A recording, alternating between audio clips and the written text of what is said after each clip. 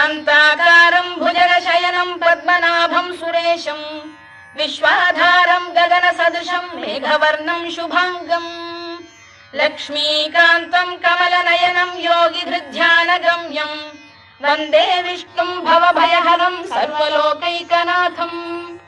मेघश्यामं पीतकौशेयवासं श्रीवत्साङ्कं कौस्तुभोद्भासिताङ्गं पुण्योपेतं पुण्डरीकायताक्षं विष्णुं वन्दे सर्वलोकैकनाथं नमः समस्तभूतानामादिभूताय भूभृते अनेकरूपरूपाय विष्णवे प्रभविष्णवे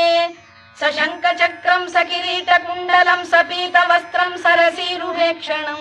सहारवक्षस्थलशोभिकौस्तुभं नमामि विष्णुं शिरसा चतुर्भुजं छायायां पारिजातस्य हेमसिंहासनोपरि आसीनम्